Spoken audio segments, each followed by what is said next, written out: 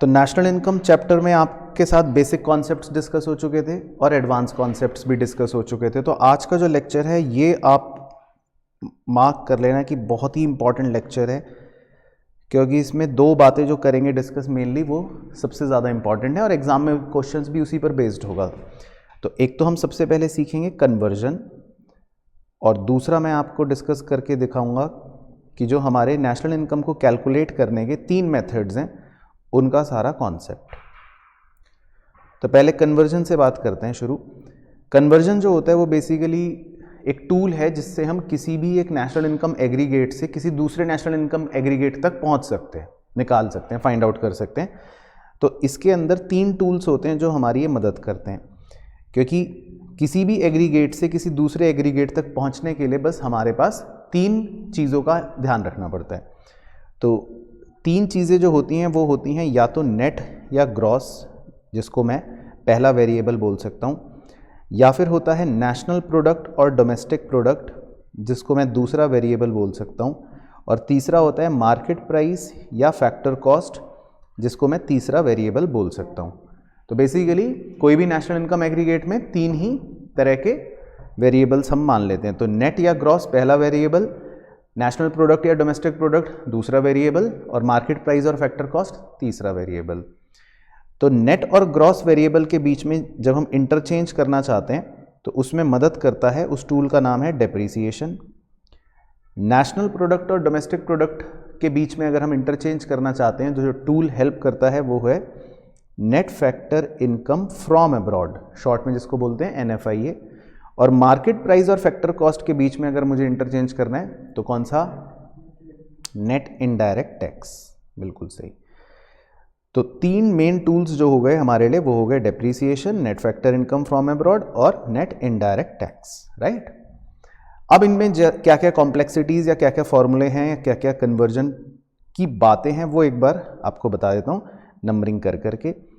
तो सबसे पहला फॉर्मूला आप ये लिख सकते हो कि ग्रॉस और नेट के डिफरेंस को डेप्रीसिएशन कहते हैं। तो अब इस फॉर्मूले की मदद से आप कोई भी 2 वेरिएबल्स में से निकाल सकते हो, एक या एक से दूसरा या दूसरे से पहला निकाल सकते हो। जैसे फॉर एग्जांपल अगर अब आपको ग्रॉस फाइंड आउट करना हो तो ग्रॉस फाइंड आउट करने के लिए आप ये फॉर्मूला यूज कर सकते हो, नेट प्लस डेप्रीसिएशन। और अगर अब आपको नेट फाइंड आउट करना हो तो नेट फाइंड आउट करने के लिए अब आप फॉर्मूला यूज कर सकते हो ग्रॉस माइनस डेप्रीसिएशन। तो 2 वेरिएबल्स आप इजीली निकाल सकते हो, ग्रॉस या नेट, यूजिंग डेप्रीसिएशन। अब इसमें एक इंपॉर्टेंट चीज जो याद रखनी है वो क्या, कि डेप्रीसिएशन को किसी और नाम से भी पुकारा जा सकता है। वो क्या? सही, बिल्कुल सही, consumption of fixed capital, consumption of fixed capital, short में बोल दिया CFC। या बहुत रेयर ऑफ द रेयर इसको दूसरे नाम से भी बोल सकते हैं, क्या? Capital consumption allowance. तो कुछ ऐसे वर्ड अगर कहीं भी आ जाए ना, कैपिटल कंजम्पशन, तो आप समझना कि ये डेप्रीसिएशन है, क्योंकि डेप्रीसिएशन क्या करता है, आपकी किसी भी कैपिटल एसेट को खा जाता है, उसकी वैल्यू को कम कर देता है, उसकी वैल्यू में गिरावट कर देता है। तो capital consumption, consumption of fixed capital, ऐसे वर्ड्स आने का मतलब है कि ये डेप्रीसिएशन है, ठीक है ना। तो ये तो हो गया ग्रॉस और नेट। इसी तरह दूसरा मेन फॉर्मूला होता है कि जो हमारा नेशनल प्रोडक्ट होता है, नेशनल प्रोडक्ट, और नेशनल प्रोडक्ट किसे बोलते हैं, जब हमने वो रेसिडेंट वाला कॉन्सेप्ट सीखा था, यानी कि हमारे देश के जो भी रेसिडेंट्स हैं वो जितना भी पैसा कमा रहे हैं दैट इज नेशनल प्रोडक्ट। और फिर आपको याद है एक डोमेस्टिक टेरिटरी में डोमेस्टिक प्रोडक्ट का भी कॉन्सेप्ट सिखाया था, जिसमें हम सिर्फ अपनी टेरिटरी वाला ही पैसा काउंट करते हैं, यानी कि जितना पैसा हमारी टेरिटरी पर कमाया गया है, जिसको डोमेस्टिक इनकम कहते हैं।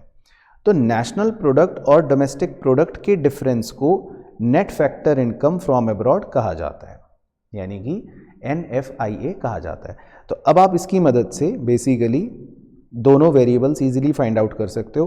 तो अगर आपको नेशनल प्रोडक्ट फाइंड आउट करना हो तो आप फॉर्मूला यूज कर लोगे डोमेस्टिक प्रोडक्ट प्लस NFIA, और आपको अगर डोमेस्टिक प्रोडक्ट फाइंड आउट करना हो तो आप फॉर्मूला यूज कर सकते हो नेशनल प्रोडक्ट माइनस NFIA। तो इससे आप दोनों में से कोई भी वेरिएबल इजीली फाइंड कर लोगे।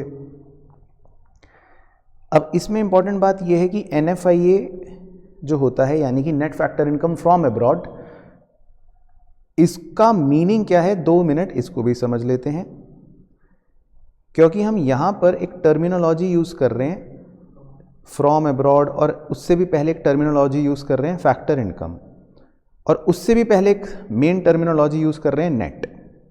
तो आखिर इसका मतलब क्या है? तो इसका मतलब समझने के लिए एक बहुत ही सिंपल सा एग्जांपल ले लेता हूँ। उसमें हम अपने भारत का एक चित्र बना लेते हैं। तो चित्र पर आपको हंसना नहीं है क्योंकि मैं कोई आर्टिस्ट नहीं हूँ, लेकिन सिर्फ रिप्रेजेंटेटिव वे में समझाने के लिए, और बाकी एक दुनिया बना लेते हैं, यूएस, कनाडा, कुछ भी बना लेते हैं। अब होता क्या है कि जो हमारे रेसिडेंट्स हैं जिनको मैं हरे कलर से मार्क कर देता हूँ, जैसे फॉर एग्जांपल ये आदमी या मैं इंडिया में रहता हूँ तो मान लेते हैं मैं इंडिया का रेसिडेंट हूँ, लेकिन हो सकता है कोई इंडिया का रेसिडेंट जैसे विराट कोहली है, तो फिलहाल वो टूर्नामेंट पर बाहर गया है, लेकिन है तो वो इंडिया का रेसिडेंट ही, तो मैंने उसको बाहर बना दिया। इसी तरह बाहर मैं बना लेता हूँ, मान लेते हैं SBI, state bank of India की एक ब्रांच है, तो ये भी है तो इंडिया का रेसिडेंट ही, चाहे कहीं पे भी किसी भी देश में खुली हुई हो। इसी तरह मैं कुछ लाल रंग के लोग बना देता हूँ। ये लाल रंग के जो लोग हैं इसका मतलब है कि ये है नॉन रेसिडेंट, यानी कि हमारे भारत के रेसिडेंट नहीं है। तो जैसे फॉर एग्जांपल ये लाल रंग का आदमी है, इसका नाम है क्रिस गेल। तो क्रिस गेल कोई इंडिया का रेसिडेंट तो है नहीं, वो तो यहाँ पर सिर्फ टूर्नामेंट के लिए आया है, कमेंट्री करने आया है। या फिर मान लो मैं एक कंपनी बना देता हूँ मैकडोनल्ड्स, तो मैकडोनल्ड्स कोई इंडिया की कंपनी तो है नहीं, ये भी एक नॉन रेसिडेंट है। अब होता क्या है कि बहुत सारा पैसा, कौन सा वाला? फैक्टर इनकम वाला। फैक्टर इनकम कॉन्सेप्ट आप ऑलरेडी जान चुके हो। फैक्टर इनकम कौन सी होती थी, एक बार बोल के बताओ। 4 होती हैं पूरे ब्रह्मांड में, तब सिखाई थी। कौन कौन सी? हाँ, रेंट, वेजेस, इंटरेस्ट, प्रॉफिट। तो हमेशा याद रखना, मैं फैक्टर इनकम बोलने का मतलब हमेशा ये 4। तो कई बार ऐसा होता है कि विराट कोहली, SBI या बहुत सारी ऐसी, मतलब भारत के जो रेसिडेंट्स कह लो, वो विदेशों से पैसा इंडिया में लेकर आ जाते हैं, यानी कि फैक्टर इनकम जो है वो विदेशों से इंडिया में आ जाता है। तो मैं इसको क्या बोल सकता हूँ? फैक्टर इनकम फ्रॉम अब्रॉड, यानी कि फैक्टर इनकम अब्रॉड से आई, फैक्टर इनकम फ्रॉम अब्रॉड। तो फॉर एग्जाम्पल ये सारे रेसिडेंट्स मिलके 100 रुपये इंडिया में लेकर आए, लेकिन इसके विपरीत बहुत सारे नॉन रेसिडेंट्स ऐसे भी होंगे, जैसे क्रिस गेल है या मैकडोनल्ड्स है, ये भारत से पैसे कमा के बाहर ले जाएंगे। तो इसका मतलब ये सारी फैक्टर इनकम बाहर चली गई, जिसको बोलते हैं फैक्टर इनकम टू अब्रॉड, यानी कि सारा फैक्टर इनकम कहाँ चला गया? अब्रॉड में चला गया। तो मान लेते हैं 80 रुपये। तो अगर हम इसी बात को एक सिंगल वैल्यू में तब्दील कर दें तो हम क्या बोल सकते हैं? Net factor income from abroad 20 रुपये। तो हम इसको ऐसा बोलते हैं। तो इससे हमने ये इंटरप्रिटेशन निकाल लिया, जो आप लिख भी सकते हो, कि net factor income from abroad का मतलब हो गया फीफा यानी factor income from abroad minus FITA यानी फैक्टर इनकम टू अब्रॉड। तो बेसिकली NFIA या net factor income from abroad हमारे एग्जाम्पल में माना जाएगा है 20, क्योंकि इसीलिए इसको नेट बोलते हैं, net factor income from abroad. तो 100 रुपये हमारे पास विदेशों से आए, 80 रुपये हमने विदेशों को दिए, तो नेट कितना आया? 20। तो इसीलिए इसका नाम पड़ गया net factor income from abroad. अब इसी में अगर मैं फिगर चेंज कर देता हूँ, फैक्टर इनकम फ्रॉम अब्रॉड 100 रुपये थी, लेकिन फैक्टर इनकम टू अब्रॉड मान लो 120 रुपये होती, तो इसका मतलब कि हमारी factor income from abroad net figure होती -20 उस केस में, यानी कि मैं नेट 20 रुपये दे रहा हूँ, विदेशों को 20 रुपये में दे रहा हूँ। तो इसको हम जब NFIA नेगेटिव आना शुरू हो जाता है, जैसे हमारा इस एग्जाम्पल में आ रहा है -20, तो हम इसको दूसरी भाषा में तब्दील कर देते हैं। हम इसको ये बोल देते हैं कि it is basically net factor income to abroad 20, यानी कि इस बार हमारा पैसा आ नहीं रहा बल्कि विदेशों की तरफ जा रहा है 20 रुपये। तो फ्रॉम की जगह टू वर्ड आ गया, तो मीनिंग वही रहा, समझने वाला समझ जाता है। तो net factor income to abroad का मतलब है 20 का, कि इस बार 20 रुपये नेट हमारे पास आ नहीं रहे, उल्टा 20 रुपये हमारे नेट बाहर जा रहे हैं। तो ये हो गया NFIA। फिर तीसरा और आखिरी जो होता है कन्वर्जन, वो होता है मार्केट प्राइस और फैक्टर कॉस्ट को लेके। मार्केट प्राइस जो होता है वो बेसिकली होता है कि जो प्रोडक्ट है वो बाजार में कितने का बिक रहा है, और फैक्टर कॉस्ट होता है कि उस डब्बे को या उस आउटपुट को बनाने की हमारी कॉस्ट क्या है, उसको फैक्टर कॉस्ट बोलते हैं। तो जैसे फॉर एग्जांपल ये पेन है, ये पेन मैंने बनाया होगा तो इसको बनाने की मेरी लागत लगी होगी, कॉस्ट लगी होगी, उसको फैक्टर कॉस्ट बोलते हैं। फॉर एग्जांपल 100 रुपये, लेकिन मैं इसको बाजार में कितने का बेचूंगा, मान लेते हैं 150 का, उसको बोल देते हैं मार्केट प्राइस।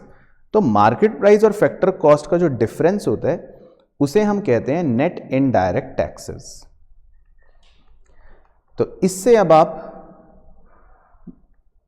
मार्केट प्राइस या फैक्टर कॉस्ट इजीली निकाल सकते हो। तो अगर आपको मार्केट प्राइस निकालना हो तो आपका फॉर्मूला बन गया factor cost plus net indirect taxes, और अगर आपको फैक्टर कॉस्ट निकालना हो तो आपका फॉर्मूला बन गया market price minus net indirect taxes. अब इसमें नेट इनडायरेक्ट टैक्सेस वर्ड जो यूज हो रहा है उसका अपना क्या मतलब है, उस पर भी एक बार फोकस कर लेते हैं। यहाँ पर नेट इनडायरेक्ट टैक्स में नेट लगाने का मतलब ये है कि बहुत से हम इनडायरेक्ट टैक्सेस सरकार को पे करते हैं, जैसे एक्साइज ड्यूटी, कि आपने गुड्स बनाया तो सरकार उस पर पैसा लेगी, टैक्स लेगी। तो टैक्स जो होते हैं वो हमेशा मार्केट प्राइस को बढ़ा देते हैं, आपकी लागत को बढ़ा देते हैं। तो मार्केट प्राइस को बढ़ाने के लिए इनडायरेक्ट टैक्सेस जो हैं वो अपना योगदान दे रहे हैं। लेकिन कई बार सरकार हमें सब्सिडी भी दे देती है, यानी कि वापस रिलैक्सेशन दे देती है। तो सब्सिडीज हमारे दाम को कम कर देगा, लागत को। तो हम अपने इनडायरेक्ट टैक्सेस के अंदर से अगर कोई सब्सिडी मिली है हमें तो वो माइनस कर देते हैं जब, तो इस फिगर को फिर नेट नेट कह देते हैं, नेट इनडायरेक्ट टैक्स। तो नेट इनडायरेक्ट टैक्स भी आपको पता होना चाहिए is indirect tax minus subsidy. तो बेसिकली ये कन्वर्जन है। तो कन्वर्जन के टूल्स की मदद से हम किसी भी एग्रीगेट से किसी भी एग्रीगेट तक पहुंच सकते हैं। तो डेमो के लिए मैं एक करके बस दिखा देता हूं, बाकी इसका कोई अंत नहीं है, कितने भी हो सकते हैं। तो जस्ट फॉर डेमो पर्पज, जैसे मान लो मैंने कोई नेशनल इनकम एग्रीगेट लिखा GNPFC फॉर एग्जाम्पल, तो इसका इंटरप्रिटेशन ये होता है कि जो पहला अल्फ़ाबेट है G, तो इसको हम बोल देंगे ग्रॉस। जो दूसरे दो अल्फ़ाबेट्स हैं NP, तो इसको क्या बोल देंगे, क्या बोला था, नेशनल प्रोडक्ट, है ना। और जो तीसरा वेरिएबल नीचे चिपका हुआ होता है FC, उसको क्या बोलते हैं, फैक्टर कॉस्ट। तो बेसिकली पहला अल्फ़ाबेट हमेशा ग्रॉस या नेट होगा, दूसरे अल्फ़ाबेट्स दो हमेशा नेशनल प्रोडक्ट या डोमेस्टिक प्रोडक्ट होंगे, और तीसरा जो चिपकी हुई चीज़ है वो नीचे फैक्टर कॉस्ट या मार्केट प्राइस होगी। तो ऐसे ही मान लेते हैं कोई और नेशनल इनकम एग्रीगेट लिख लेता हूँ, NDP-MP। तो इसमें पहला अल्फ़ाबेट N, तो N का मतलब हो गया नेट। दूसरे दो अल्फ़ाबेट्स DP के मतलब हो गया डोमेस्टिक प्रोडक्ट, समझ आया। और तीसरे नीचे चिपके हुए हैं MP, तो MP का मतलब हो गया मार्केट प्राइस। तो अगर मुझे GNPFC को इक्वेट करना हो, बराबर करना हो, तो GNPFC में मैं एक एक वेरिएबल बराबर करता चलूँगा।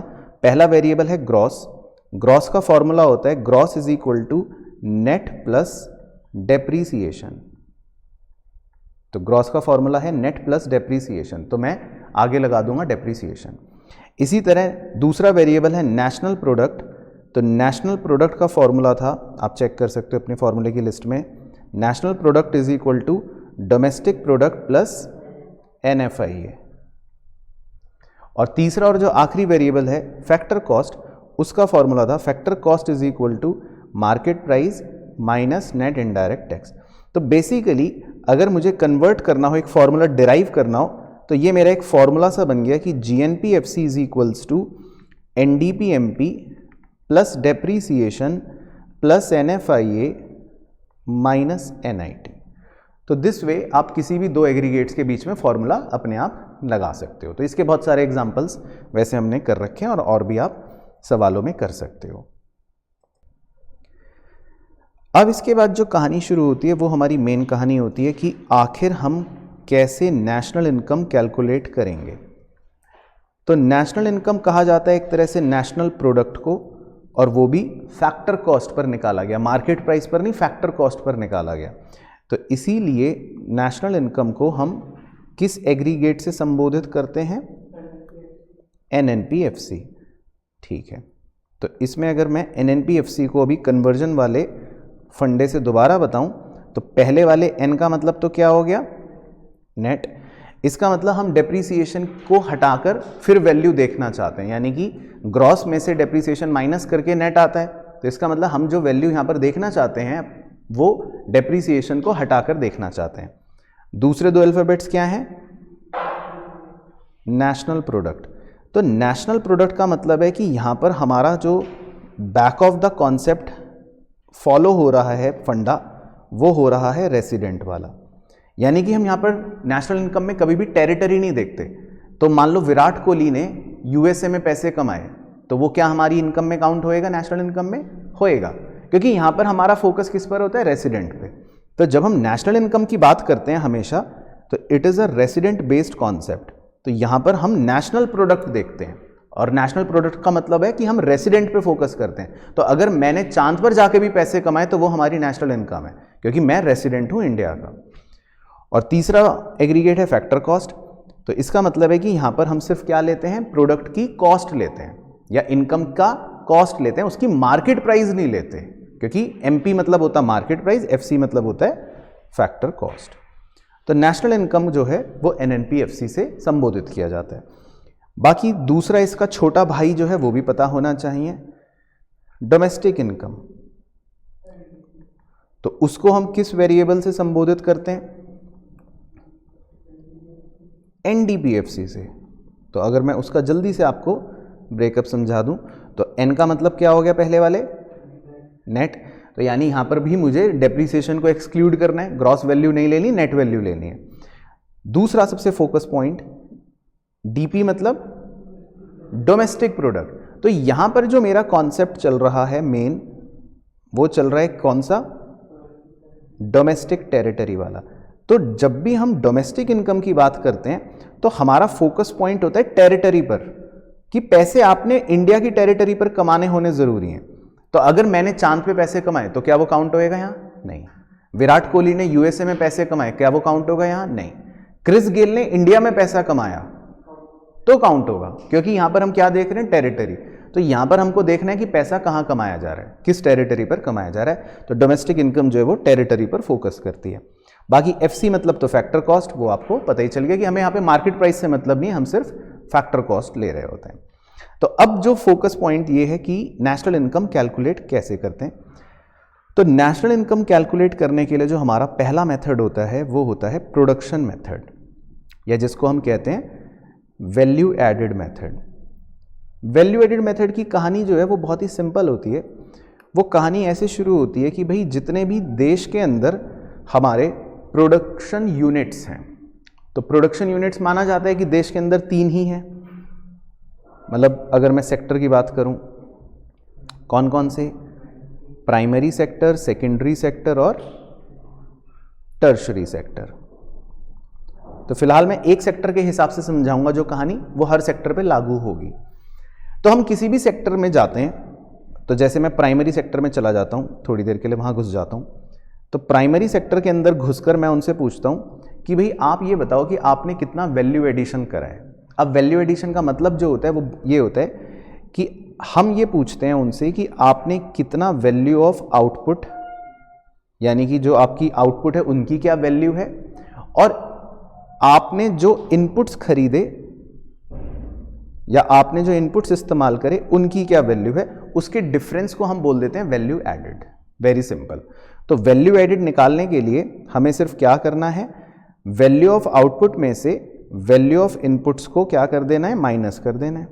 तो हम प्राइमरी सेक्टर का वैल्यू एडेड निकाल लेते हैं। इसी तरह सेम काम मैं सेकेंडरी सेक्टर में करता हूं, इसी तरह सेम काम मैं टर्शरी सेक्टर में करता हूं। सबको जोड़ जाड़ के मैं कह देता हूं पूरे देश का वैल्यू एडेड ये आ गया, राइट। अब वैल्यू ऑफ आउटपुट क्या होता है, इस पर थोड़ा सा फोकस करते हैं। वैल्यू ऑफ आउटपुट जो होता है उसमें हम कहते हैं कि भाई जो भी आपने सेल्स करी है वो हमें बता दो। अब आमतौर पे कोई भी व्यक्ति जो सेल करता है वो सेल किस किस को करता है?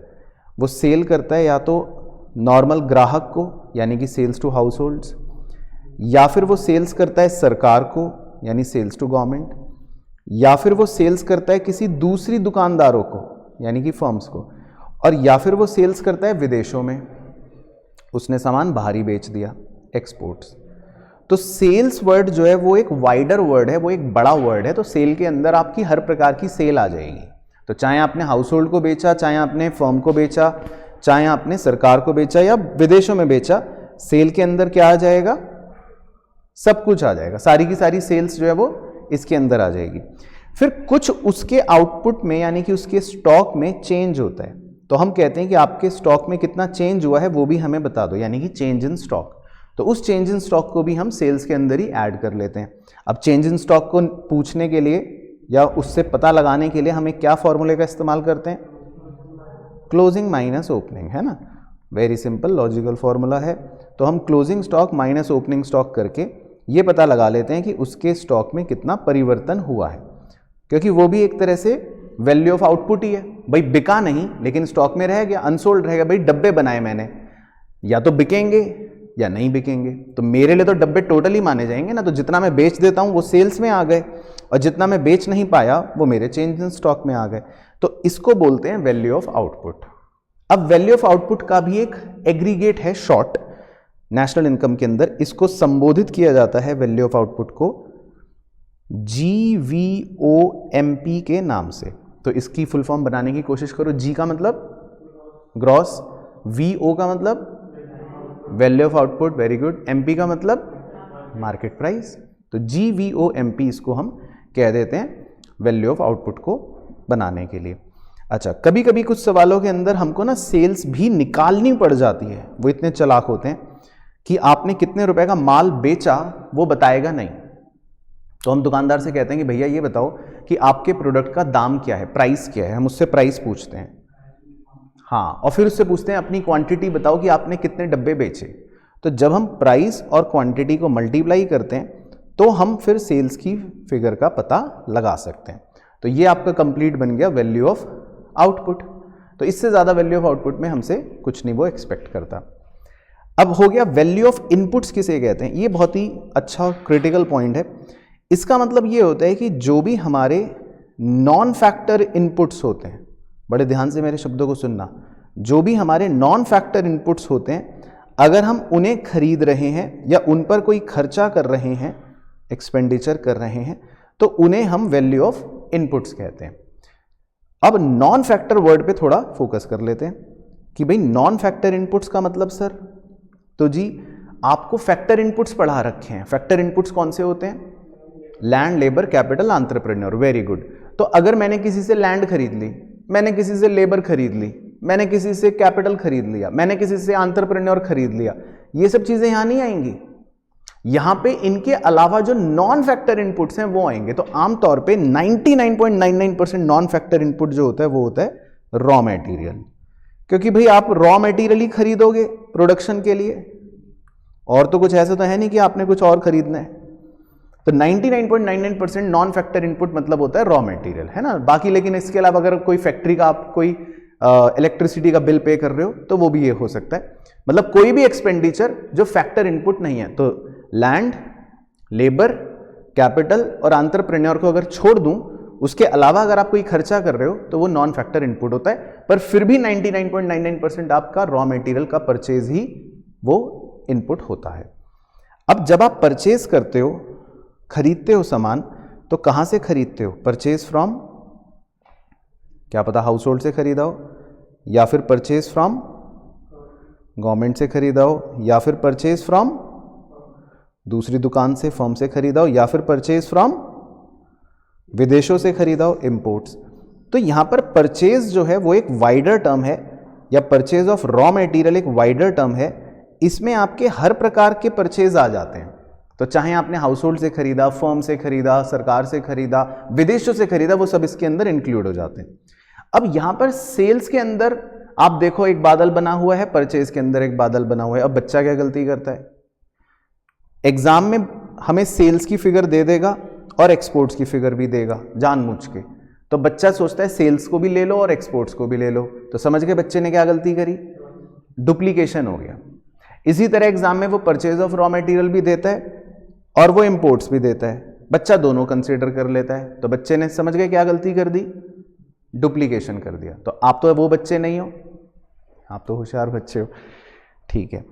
तो वैल्यू ऑफ इनपुट्स का मतलब हो गया कि जो भी हम नॉन फैक्टर इनपुट्स खरीद रहे हैं या खर्चा कर रहे हैं, वो सारे खर्चे इसमें आ जाएंगे।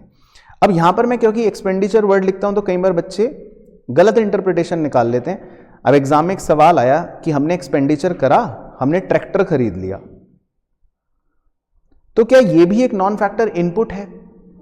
नहीं, ये इनपुट नहीं है। ट्रैक्टर खरीदना is not a input. Tractor खरीदना तो एक तरह से कैपिटल एक्सपेंडिचर हो गया ना, ये कोई इनपुट नहीं है। इसका तो आप यूज करोगे अगले 5 साल 10 साल तक। तो यहां पे ये पॉइंट का भी ध्यान रखना है कि सर ने एक्सपेंडिचर जरूर बोला है लेकिन कैपिटल एक्सपेंडिचर नहीं बोला। तो आप इन सब चीजों को नहीं लोगे।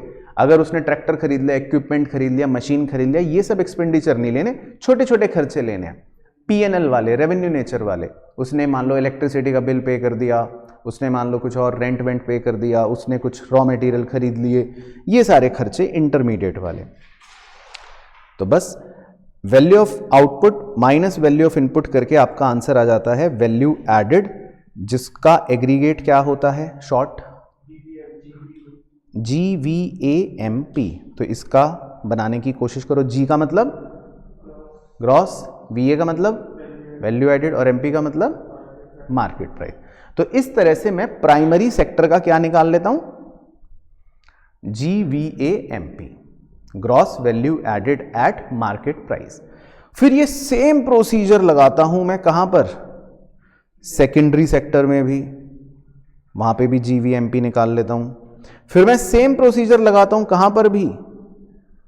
टर्शरी सेक्टर में भी, वहां का भी वैल्यू एडेड निकाल लेता हूं। लेकिन मुझे तो पूरे देश का निकालना है। तो पूरे देश का वैल्यू एडेड जब मैं जोड़ता हूं, यानी मैं इसको ऐसा लिख लेता हूं सिग्मा GVAMP, यानी कि मैंने प्राइमरी सेक्टर का वैल्यू एडेड, मैंने सेकेंडरी सेक्टर का वैल्यू एडेड, मैंने टर्शरी सेक्टर का वैल्यू एडेड जोड़ लिया, तो इसको मैं सिग्मा GVAMP कह दूं। तो ये बराबर किसके होता है जी? GDPMP के। तो इसे कहा जाता है कि ये है देश का gross domestic product market price पर। तो ये हमारे पूरे देश का GDP कैलकुलेट हो गया। क्लियर हो गया पॉइंट? और फाइनली हम क्या कैलकुलेट करना चाहते हैं? हमारी हेडिंग क्या थी? NNPFC। तो यहां से कन्वर्जन हमारी मदद कर देता है। तो हम GDPMP तो निकाल ही चुके होते हैं, है ना, वैल्यू एडेड्स जोड़कर। तो अब कन्वर्जन कहता है कि माइनस कर दो डेप्रीसिएशन, प्लस कर दो NFIA और माइनस कर दो नेट इनडायरेक्ट टैक्स, तो आपका NNPFC एग्रीगेट आ जाएगा। ये कन्वर्जन हो गया। तो इसके लिए आप कन्वर्जन को रेफर कर सकते हो। अब आते हैं जी, इसके बाद दूसरा मेथड सबसे इंपॉर्टेंट है इनकम मेथड, लेकिन सबसे आसान भी है। इनकम मेथड जो है ना, इसका फोकस ही रहता है अपनी डोमेस्टिक इनकम पर।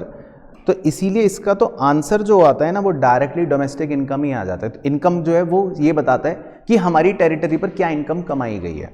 तो इनकम मेथड इसीलिए जो आपको आंसर देता है वो सीधा डोमेस्टिक इनकम बता देता है। यानी कि इस मेथड से हम ये फाइंड आउट कर रहे हैं कि हमारी टेरिटरी पर क्या फैक्टर इनकम कमाई गई। तो अब इनकम जो होती है उसको 3 कैटेगराइजेशन दी गई हैं इस मेथड के अंदर। एक दिया गया है कॉम्पनसेशन ऑफ एम्प्लॉय, यानी कि इसका मतलब है, पहले इसको समझ लेते हैं।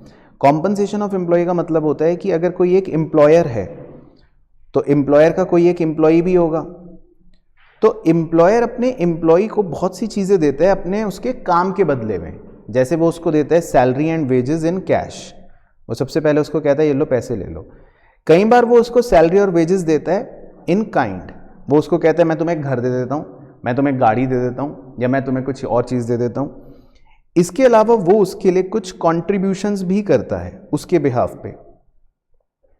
जैसे वो प्रोविडेंट फंड में पैसे जमा कर देगा एम्प्लॉय के नाम के, कहेगा देखो मैं तुम्हारे नाम के पैसा खुद ही जमा कर देता हूँ, एम्प्लॉयर्स कॉन्ट्रीब्यूशन है ना, टू सोशल सिक्योरिटी स्कीम, इस तरह की चीज़ें।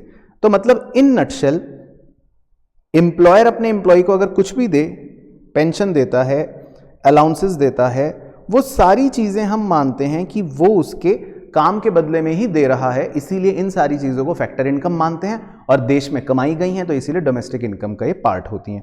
अब इसमें एक ही प्रिकॉशन आपको ध्यान रखना है कि पेंशन हम रिटायरमेंट पेंशन है तो चलो ठीक है, मान लेते हैं कि एम्प्लॉय को दी काम के बदले में। ओल्ड एज पेंशन जो होती है वो ये माना जाता है कि ये आप सिर्फ दया भाव से दे रहे हो, क्योंकि अब वो बहुत बूढ़ा हो गया, वो काम तो कुछ नहीं कर रहा। तो ओल्ड एज पेंशन जो है वो एक फैक्टर इनकम नहीं है ना। तो इसीलिए हम इसको कंसीडर ही नहीं करते, क्योंकि whole concept is all about factor income. तो old age income, old age pension को ट्रांसफर इनकम कंसिडर किया जाता है। तो इस बात का हम ध्यान रख लेंगे। और क्या इनकम होती है देश के अंदर? दूसरी मेन इनकम होती है हमारी एक ऑपरेटिंग सरप्लस नाम से। अब ऑपरेटिंग सरप्लस जो इनकम होती है देश के अंदर, उसका बेसिकली दो मेन पार्ट्स होते हैं। एक होता है इनकम फ्रॉम प्रॉपर्टी, कि भाई आपने अपनी कोई प्रॉपर्टी से इनकम कमाई। अब प्रॉपर्टी से जो इनकम कमाई जाती है, पहले मैं वो लिख लेता हूँ। प्रॉपर्टी से जो आप इनकम कमाते हो उसके अंदर आ जाता है, जैसे भाई आपको रेंट मिल गया, या जैसे भाई आपको रॉयल्टी मिल गई, है ना, या जैसे आपको कहीं से कुछ इंटरेस्ट मिल गया। तो आमतौर पे ये रेंट, रॉयल्टी और इंटरेस्ट, ये तीनों इनकम जो होती है ये प्रॉपर्टी की इनकम मानी जाती है। क्योंकि आपने किसी को अगर पूंजी दी, कैपिटल दिया, पैसा दिया, तो इंटरेस्ट मिल गया। आपने अपनी इंटेलेक्चुअल प्रॉपर्टी दी तो रॉयल्टी मिल गई। आपने अपनी किसी को जमीन दे दी तो रेंट मिल गया। दूसरी इनकम जो होती है वो होती है इनकम फ्रॉम एंटरप्रेन्योरशिप, यानी कि आप अपनी बुद्धिमत्ता जो है एंटरप्रेन्योरशिप वाली सर्विस दे रहे हो किसी को, तो वहां से भी इनकम हो सकती है। तो एंटरप्रेन्योरशिप से जो इनकम होती है वो एक ही होती है, वो क्या होती है? प्रॉफिट्स। क्योंकि एंटरप्रेन्योरशिप जो सर्विस देता है व्यक्ति, उसको बदले में जो इनकम मिलती है वो मिलती है प्रॉफिट। तो बहुत सारे भारत में जो एंटरप्रेन्योर्स हैं, देखो वो प्रॉफिट कमा रहे हैं, वो सारी देश की तो इनकम है, वो डोमेस्टिक इनकम ही तो है, हमारी टेरिटरी पर कमा रहे हैं। अब प्रॉफिट जो होता है, अगर मान लो आपने 100 रुपए प्रॉफिट कमाए या किसी भी एंटरप्रेन्योर ने 100 रुपए प्रॉफिट कमाए, तो उस 100 रुपए में सोचो सबसे पहले क्या होगा। हो सकता है कि सरकार बोले कि लाओ 20 रुपए तो आप हमें कॉर्पोरेट टैक्स दे दो। तो प्रॉफिट का सबसे पहला सब कंपोनेंट बन जाता है कॉर्पोरेट टैक्स, क्योंकि 100 में से शायद आपको 20 रुपए सरकार को टैक्स देना पड़े। अब आपके पास कितने बच गए? 80। फिर कंपनी या प्रॉफिट में से एंटरप्रेन्योर सोचता है कि जो मेरे शेयर होल्डर्स हैं, जो मेरे निवेशक हैं, उनको मैं बदले में क्या दे देता हूं? डिविडेंड दे देता हूं, क्योंकि मेरे पास प्रॉफिट्स तो हैं ही, तो चलो मैं कुछ हिस्सा अपने शेयर होल्डर को दे देता हूं। तो वो उनको डिविडेंड दे देता है, मान लेते हैं 30 रुपए का। तो 20 रुपए टैक्स दे दिया, 30 रुपए का डिविडेंड दे दिया, कितना बच गया? 50। तो वो अपने पास रख लेता है, वो कहता है मैं भविष्य में कभी काम आ जाएगा, तो इसको वो बोल देता है रिटेन्ड अर्निंग्स या अनडिस्ट्रीब्यूटेड प्रॉफिट्स, मतलब ऐसे प्रॉफिट्स जो उसने डिस्ट्रीब्यूट नहीं करे। तो प्रॉफिट्स के ये 3 सब कंपोनेंट्स थोड़ा सा आपको याद रख लेने हैं। तो ये तीनों जो है मिलकर प्रॉफिट्स बन जाते हैं। तो ये हमारा हो गया ऑपरेटिंग सरप्लस। उसके बाद तीसरी और आखिरी प्रकार की जो इनकम होती है वो होती है हमारी mixed income of self employed. Mixed income of self employed का बेसिकली बस थ्योरी मीनिंग होता है कि भारत में जो बहुत सारे सेल्फ एम्प्लॉयड लोग हैं, जैसे जो लोग अपने लिए काम करते हैं, जैसे डॉक्टर हो गए, लॉयर हो गया, कोई प्रोफेशनल सीए हो गया, तो जितने भी सेल्फ एम्प्लॉयड लोग हैं इनकी इनकम में आप अलग अलग नहीं कर सकते, क्योंकि बहुत से सेल्फ एम्प्लॉयड लोग अपना काम खुद करते हैं, वो अपने लेबर खुद ही हैं। वो सुबह आएंगे, अपने झाड़ू पोछा कर देंगे, मान लो फॉर एग्जांपल, वो अपनी ही जमीन पे काम कर रहे हैं, तो वो अपने आप को ही रेंट भी दे देंगे। वो अपना ही पैसा लगा के इन्वेस्ट करके बिजनेस कर रहे हैं, तो वो अपने आप को इंटरेस्ट भी दे देंगे। और वो खुद ही एंटरप्रेन्योर भी होते हैं, तो वो अपने आप को प्रॉफिट भी दे देंगे। तो बहुत सारे ऐसे सेल्फ एम्प्लॉयड लोग होते हैं जिनकी इनकम जो है वो मिक्स्ड मानी जाती है। तो ऐसी इनकम को हम कह देते हैं, नाम दे देते हैं mixed income of self employed, यानी कि इनकी इनकम जो है वो मिक्स है। ये अपने आप को ही लेबर की तरह काम करके वेजेस भी दे रहे हैं, ये अपने आप को ही अपनी कैपिटल के बदले में इंटरेस्ट भी दे रहे हैं, ये अपनी एंटरप्रेन्योरशिप सर्विस के बदले में अपने आप को प्रॉफिट भी दे रहे हैं। तो आप इनकी इनकम को अलग अलग नहीं कर सकते, इसको बोल देते हैं mixed income of self employed. तो ये भी हमारी टेरिटरी पर कमाई गई इनकम है। तो इन तीनों को जोड़कर क्या आ गया? एनडीपीएफसी यानी डोमेस्टिक इनकम।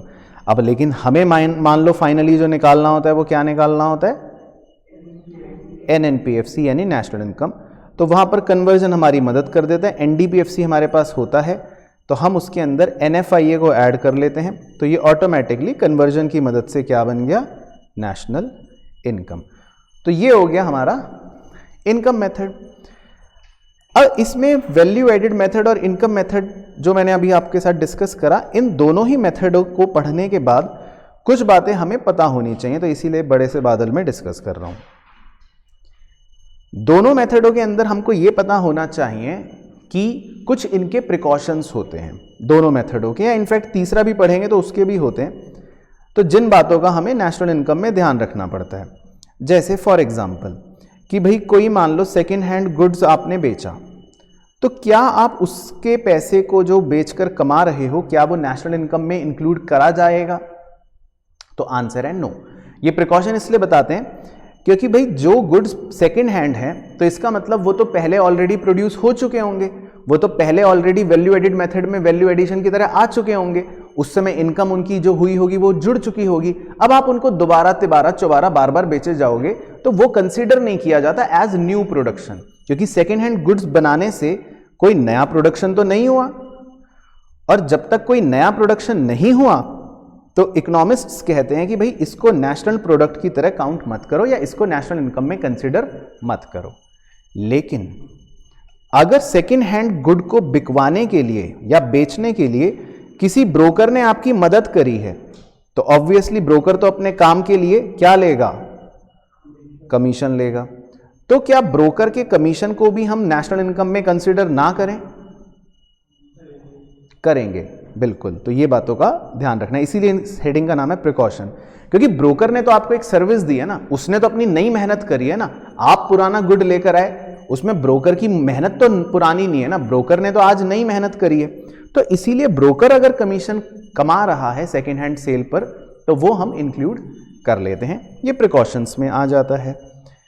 इसी तरह वैल्यू एडिशन में एक पॉइंट होता है प्रोडक्शन फॉर सेल्फ कंजम्पशन। अब कोई किसान है, उसने बहुत सारे राइस उगाए, चावल उगाए और वो बाजार में उसने बेच दिया तो आप कह दोगे सेल हो गई। लेकिन अगर किसान ने प्रोडक्शन करे, चावल उगाए और वो चावल उगाकर अपने घर ले गया, कह रहा पत्नी का फोन आया है कि घर में चावल खत्म हो गए हैं तो वो घर ही के लिए ले गया, तो क्या ऐसे प्रोडक्शन को आप नेशनल इनकम में इंक्लूड करोगे कि नहीं? नहीं करेंगे, है ना।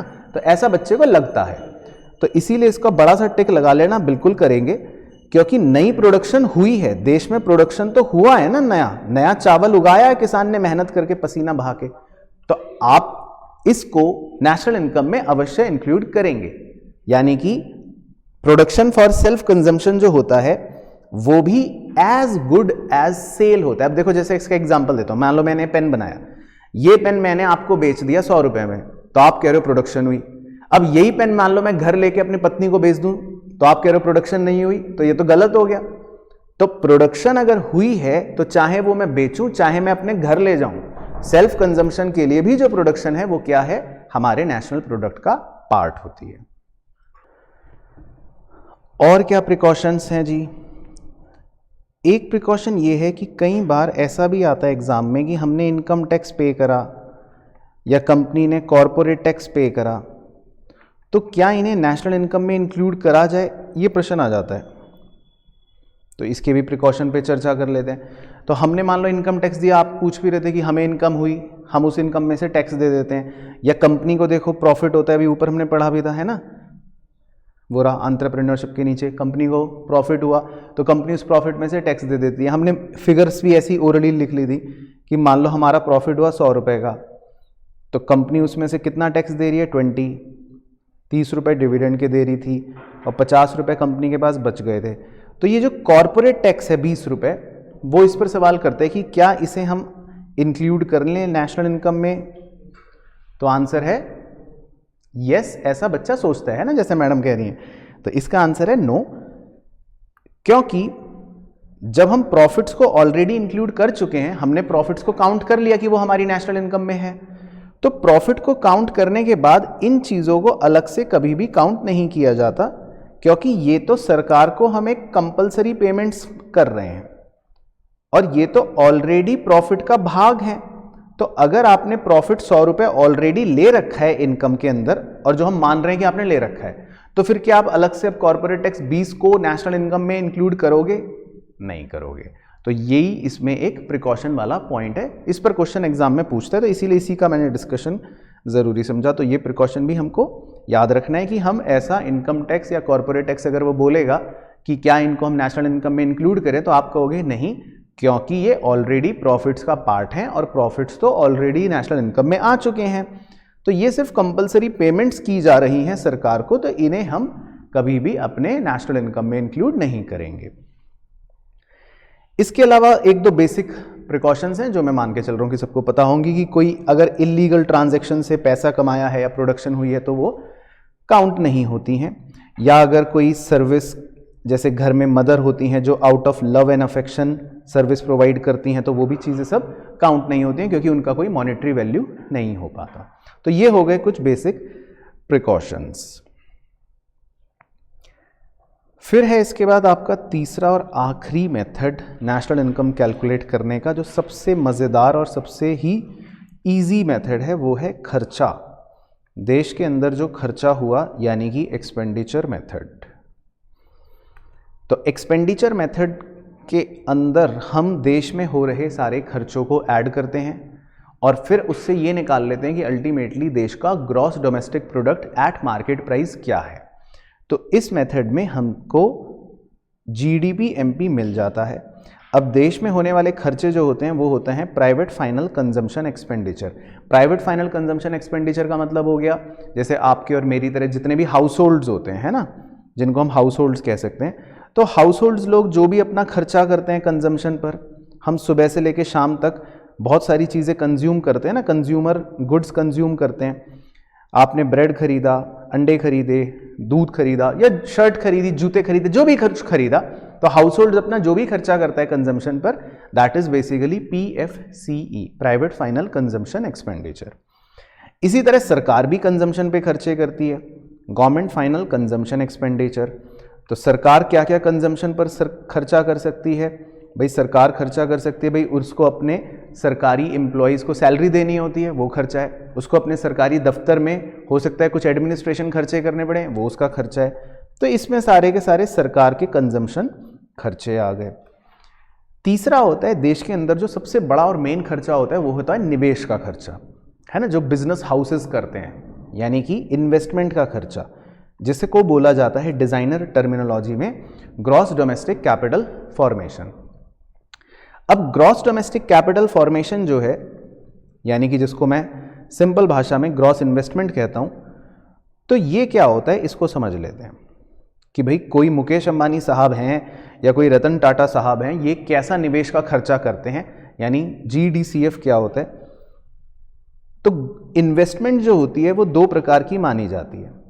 एक होती है फिक्स्ड इन्वेस्टमेंट। तो फिक्स्ड इन्वेस्टमेंट का मतलब तो ये हो गया कि भाई ऐसा निवेश आप कर रहे हो जो लंबी अवधि तक चलता है, तो इसीलिए इसके नाम में क्या है, फिक्स्ड इन्वेस्टमेंट। और दूसरा इन्वेस्टमेंट होता है कि भाई जो आपका छोटे-मोटे इन्वेस्टमेंट्स है, रॉ मटेरियल वगैरह आप खरीद लेते हो, स्टॉक खरीद के अपने पास रख लेते हो, है ना, मुकेश अंबानी साहब, तो उसको हम बोल देते हैं इन्वेंट्री इन्वेस्टमेंट। तो दो तरह के इन्वेस्टमेंट्स को जब आप ऐड करते हो, that is basically your investment total वाला। तो एक फॉर्मूला सा बन गया कि भाई gross domestic capital formation is equals to gross domestic fixed capital formation plus inventory investment. Simple भाषा में समझने के लिए fixed investment plus inventory investment. और इन्वेंट्री इन्वेस्टमेंट को हम निकालते कैसे हैं वो हमने पहले भी पढ़ा था। इन्वेंट्री इन्वेस्टमेंट को निकालते हैं हम वही सेम फॉर्मूले से, closing stock minus opening stock, क्योंकि चेंज इन इन्वेंट्री या चेंज इन स्टॉक को ही इन्वेंट्री इन्वेस्टमेंट कहा जाता है। तो इसका फॉर्मूला वही है, closing stock minus opening stock. अब एक सब पॉइंट आता है कि आखिर फिक्स्ड इन्वेस्टमेंट्स किसे कंसिडर किया जाएगा, मैं कौन सी इन्वेस्टमेंट को मानूं कि ये फिक्स्ड है। तो इसकी भी तीन अलग अलग कैटेगरियां बना रखी हैं। तो ये किसको याद है? एक बिल्कुल सही, रेसिडेंशियल कंस्ट्रक्शन इन्वेस्टमेंट। तो भाई आप बिल्डिंगें देखते हो ना, आप जहाँ पे रहते हो, आपके अपार्टमेंट्स हैं, सोसाइटीज़ हैं, तो ये रेसिडेंशियल कंस्ट्रक्शंस जो हैं इन्हें क्या बोलते हैं हम? Fixed investment. तो एक तो हो गए रेसिडेंशियल इन्वेस्टमेंट्स, दूसरे पब्लिक इन्वेस्टमेंट। अब पब्लिक इन्वेस्टमेंट क्या होगा? भाई आप देखो, अभी जाओगे घर, वापस जाओगे तो सड़क पे जाओगे, तो ये सड़क क्या है? सरकार ने निवेश कर रखा है 5-10 सालों के लिए। या आप रास्ते में जाते हो, ट्रेन से ब्रिज मिल जाते हैं आपको, ब्रिजेस, तो ये सब क्या है? पब्लिक इन्वेस्टमेंट, मतलब जो सरकार निवेश कर रही है ये वो है। अब यहाँ पे एक बच्चा डाउट पूछता है, फिर मैं आपसे पूछूंगा, सर सरकार का खर्चा तो आपने सेकंड पॉइंट में ऑलरेडी ले रखा है, GFCE वहां पे लिखा तो था सरकार का खर्चा। तो सरकार ने अगर सड़क बनाई तो आप इसको यहां पर इन्वेस्टमेंट में क्यों ले रहे हो? तो मान लेता हूं मैं बच्चा हूं, मैं डाउट पूछ रहा हूं, आप सर हो, तो बताओ। और वो वाला? हाँ बिल्कुल सही। तो जो GFCE है वो बेसिकली सरकार का खर्चा है, लेकिन कंजम्पशन वाला, तो उसको आप मान सकते हो वो छुटमुट खर्चे हैं। लेकिन यहां पर जो सरकार का खर्चा है, पब्लिक इन्वेस्टमेंट, ये है बहुत बड़े वाला एक तरह से, ये है फिक्स्ड नेचर का, 5 साल 10 साल के लिए जो हो रहा होता है। तो इस बात का भी थोड़ा सा हम कॉन्सेप्चुअली ध्यान रखेंगे। तो एक हो गई रेसिडेंशियल इन्वेस्टमेंट, एक हो गई पब्लिक इन्वेस्टमेंट, तीसरी और आखिरी बिजनेस इन्वेस्टमेंट। भाई मुकेश अंबानी साहब ने इक्विपमेंट्स खरीदे बड़े बड़े अपनी फैक्ट्री के लिए, बड़े बड़े प्लांट्स उन्होंने खरीदे या मशीनरी खरीदी, तो इन सब इन्वेस्टमेंट्स को हम कहते हैं बिजनेस इन्वेस्टमेंट्स। तो अब देखो इससे आपका क्या फॉर्मूला बन रहा है कि अगर मान लो आपको फिक्स्ड इन्वेस्टमेंट कभी निकालने को आ जाए फॉर एग्जांपल, तो आप 3 इन्वेस्टमेंट्स को जोड़ लोगे। कौन कौन सी? Residential investment plus public investment plus business investment, इन तीनों को ऐड करके अपने को क्या मिल जाएगा? Fixed investment. और जब हम फिक्स्ड इन्वेस्टमेंट और इन्वेंट्री इन्वेस्टमेंट को जोड़ लेते हैं तो हमें क्या मिल जाता है? ग्रॉस इन्वेस्टमेंट या GDCF, जो हमारा अल्टीमेटली खर्चा नंबर 3 होता है। तो 3 खर्चे हम लिख चुके, PFCE लिख चुके, GFCE लिख चुके, GDCF लिख चुके। फिर एक आखिरी खर्चा होता है कि जो गुड्स हमने बनाए तो इंडिया में हैं लेकिन वो बेच दिए बाहर, तो उनको बनाने का खर्चा तो इंडिया में ही आया। हाँ वो अलग बात है कि वो बिके बाहर है, यानी कि हमने सेल उनको विदेशों में करा है, तो उसको बोलते हैं एक्सपोर्ट्स। लेकिन क्योंकि जब हम एक्सपोर्ट्स को कंसीडर कर रहे हैं तो ऐसे बहुत से डब्बे हमारे देश में होंगे जो बने तो बाहर हैं पर खरीद हमने यहां पे लिए, तो वो काउंटिंग में तो यहां पर दिख रहे होंगे, लेकिन वो क्या वो यहां पर बने हैं? नहीं, वो बने तो बाहर है, उनको बनाने का खर्चा तो बाहर विदेशों में आया होगा। तो ऐसे डब्बों की वैल्यू को हम हटा देते हैं, हम कहते हैं ये डब्बे हमारे नहीं है, यानी कि इंपोर्ट्स को हम माइनस कर देते हैं। तो एक खर्चा बन गया जिसका नाम पड़ गया तब से नेट एक्सपोर्ट्स। तो नेट एक्सपोर्ट्स का मतलब है एक्सपोर्ट्स माइनस इंपोर्ट्स। तो बेसिकली इसको मैंने x माइनस m करके ही लिख दिया। x का मतलब एक्सपोर्ट्स, m का मतलब इंपोर्ट्स। तो हम कुल मिलाकर 4 खर्चे जोड़ रहे होते हैं। तो एक बार अपने मुंह से बोल लो, पहला खर्चा PFCE, दूसरा खर्चा, तीसरा खर्चा और चौथा खर्चा नेट एक्सपोर्ट्स, है ना, x माइनस m। अच्छा, कभी कभी एग्जामिनर चालाकी करेगा, वो आपको नेट एक्सपोर्ट्स वर्ड की जगह शायद हो सकता है नेट इंपोर्ट्स वर्ड दे दे। तो इसका मतलब ये है कि यहां पर इंपोर्ट्स जो है वो ज्यादा है और एक्सपोर्ट्स जो है कम है, तो फिर आप इसको ओवरऑल को माइनस कर देना। दैट मीन्स कि यहां पर नेगेटिविटी ज्यादा है। अब इसमें कन्वर्जन कभी कभी GDCF में भी लगाने को आ जाते हैं। तो फॉर एग्जांपल GDCF यानी ग्रॉस इन्वेस्टमेंट की बजाय वो आपको अगर नेट इन्वेस्टमेंट दे दे यानी NDCF दे दे, तो आपको फिर वही कन्वर्जन टूल लगाना है जो नेट और ग्रॉस में आपको सिखाया था। तो फॉर्मूला क्या बन जाएगा? Plus depreciation. सेम चीज वो फिक्स्ड इन्वेस्टमेंट के साथ भी कर सकता है। हो सकता है वो बोल दे gross domestic fixed capital formation देने की बजाय वो net domestic fixed capital formation दे दे, तो उस केस में फिर से आप क्या कर दोगे? Plus depreciation. तो कन्वर्जन के टूल्स जो हैं वो आपके नेट और ग्रॉस के बीच में यहां पर भी लगवा सकता है, तो उसके लिए आप थोड़े सावधान रहना कि आपको नेट दिया है कि ग्रॉस दिया है। तो जो भी दिया होगा उस हिसाब से फिर हम कन्वर्ट कर लेंगे। और फाइनली भी बता दो, एक्सपेंडिचर मेथड से हमें क्या मिल जाता है? GDP-MP। तो एक्सपेंडिचर मेथड से GDP-MP जब हमें मिल गया तो फाइनली नेशनल इनकम कैलकुलेट करने के लिए हम क्या यूज करेंगे? कन्वर्जन।